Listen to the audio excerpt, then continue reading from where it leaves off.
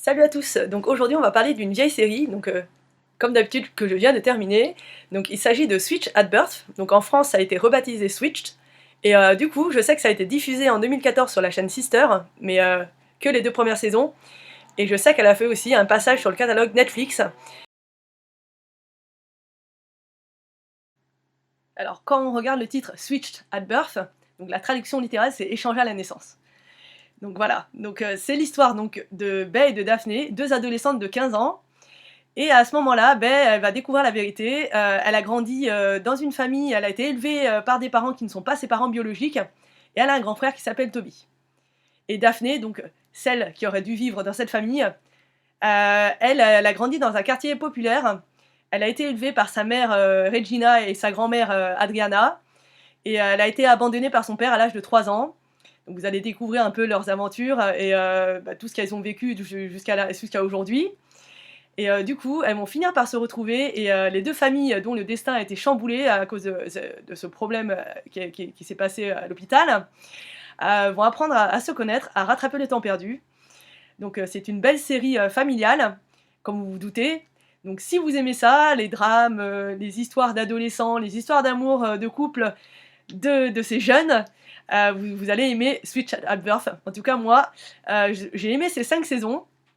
Je trouve que c'est une belle série, parce qu'effectivement, elle parle des valeurs familiales, mais aussi des problèmes de société qu'on rencontre, comme l'injustice, le racisme. On parle de viol aussi et des problèmes d'alcoolisme. Et moi, j'ai bien aimé cette série. Et en plus de l'originalité de cette série, c'est que euh, Daphné, elle a eu une méningite à l'âge de 3 ans, elle est devenue sourde. Et du coup, déjà que déjà le contexte familial n'est pas évident. Donc en plus de cette histoire un peu particulière, moi je suis tombée sur cette série au hasard, et j'ai été happée tout de suite parce qu'il y a un casting de fou. Donc dans le rôle de Beck et Niche, on a Vanessa Marano, c'est la sœur de la célèbre Laura Marano. Déjà c'est une actrice que j'aime beaucoup. Elle a joué dans d'autres séries que j'ai suivies. Elle a joué dans Gilmore Girls, c'était April, la fille de Luke.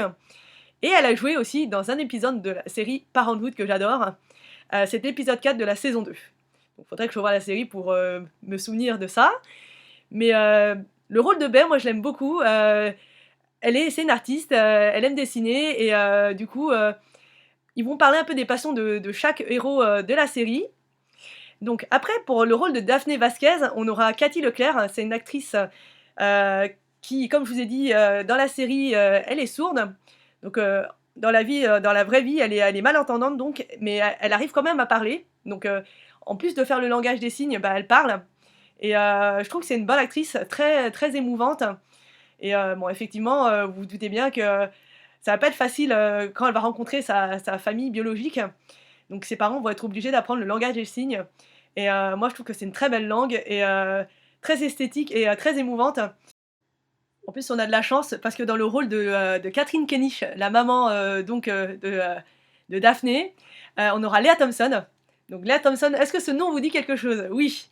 Donc Lea Thompson, c'est Madame McFly, donc c'est la mère de Marty McFly dans vers le futur, c'est Lorraine. Waouh, moi quand je l'ai vue, j'étais super contente. Elle a pris un coup de vieux et tout, mais bon, dans notre cœur, ce sera toujours Lorraine McFly, mais dans cette série, moi, elle m'a beaucoup émue. Quand il parle le langage des signes avec Daphné et quand ils se retrouvent, bon, moi j'ai pleuré à multiples reprises. Voilà. Donc, sinon, alors dans le rôle de Toby Kenish, le grand frère, le fils aîné de Daphné, le frère aîné de Daphné, pardon, on a Lucas Grabel. Cet acteur, je pense que vous l'avez déjà vu dans le rôle de Ryan Evans dans High School Musical. Donc dans la série, on a bien évidemment d'autres acteurs malentendants qui communiquent avec le langage des signes. Donc parmi eux, on a l'actrice Marlee Matlin. C'est la première actrice sourde à avoir reçu un Oscar en 1987. Peut-être que vous l'avez vue, elle a joué dans The L Word et elle a aussi joué dans Glee. Dans Switched at Birth, elle a le rôle de Melody Bledsoe, c'est la maman de Sean Birdie, l'acteur Sean Birdie qui joue le rôle de Emmett. Et son rôle est très émouvant parce qu'elle travaille dans une école, elle est responsable dans une école de malentendants, et elle essaye de les aider et à leur faire comprendre que c'est pas une fatalité et qu'ils arriveront à avoir un futur. Et il y a un acteur aussi qui joue l'acteur qui joue le rôle de Travis, c'est Ryan Lane. Et je trouve que c'est des excellents acteurs. Euh, c'est bien parce que quand ils parlent, quand ils parlent entre eux le langage des sourds, on a l'impression d'être avec eux parce qu'ils mettent un fond de musique, mais on entend un bruit sourd. Et moi, je trouve que ce genre de série, ce sont de belles séries parce que nous, qui râlons pour rien et tout, ben, on se rend pas compte que c'est pas évident aussi de vivre avec une faculté en moins. Mais néanmoins, cette série, elle est belle parce qu'elle montre que malgré tout, ils peuvent arriver à avoir un avenir.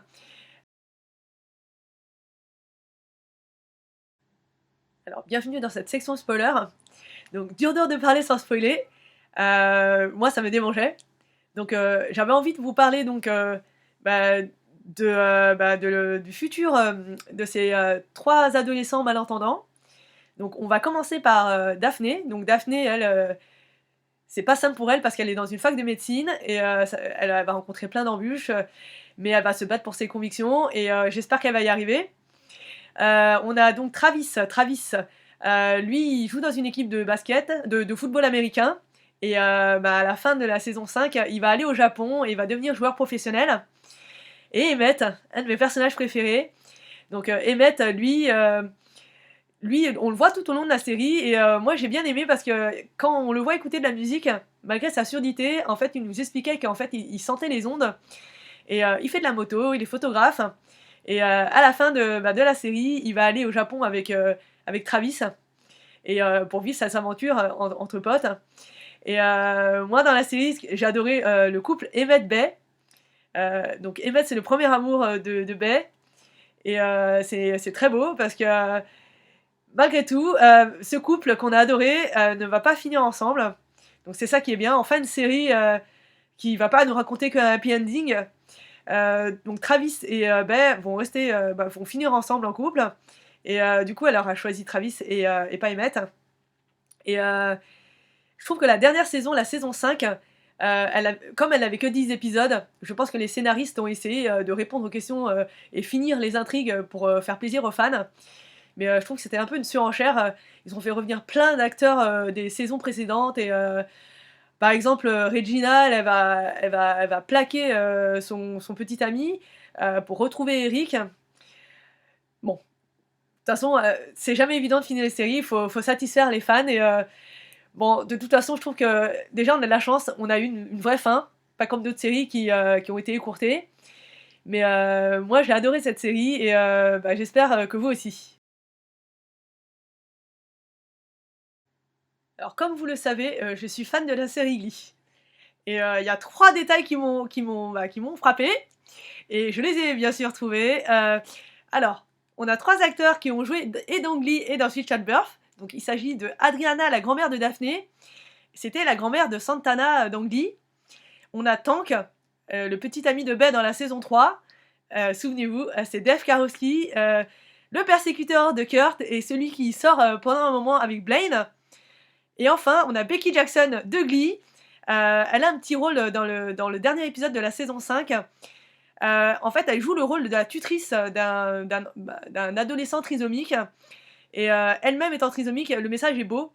Parce que du coup, ça montre que, comme je vous ai dit tout à l'heure, d'être sourde et d'être différent, si on se bat, on peut arriver à faire quelque chose quand même. Et donc, fini les préjugés. Et je vous parlais de l'actrice Marlee Matlin tout à l'heure dans le rôle de Mélodie. Donc, elle a fait une apparition dans Glee en 2014 dans son propre rôle. Voilà, donc ça fait toujours plaisir. Et surtout quand on est fan à fond de ces 2 séries. Donc voilà, donc je suis en train d'en regarder d'autres en ce moment. Et je prépare d'autres vidéos. Donc j'espère que fans de Switch at Birth, donc cette série, cette vidéo vous aura ravivé des souvenirs. Et pour ceux qui ne connaissent pas et ceux qui veulent la découvrir, n'hésitez surtout pas. Donc voilà, je vous dis au revoir pour de nouvelles aventures.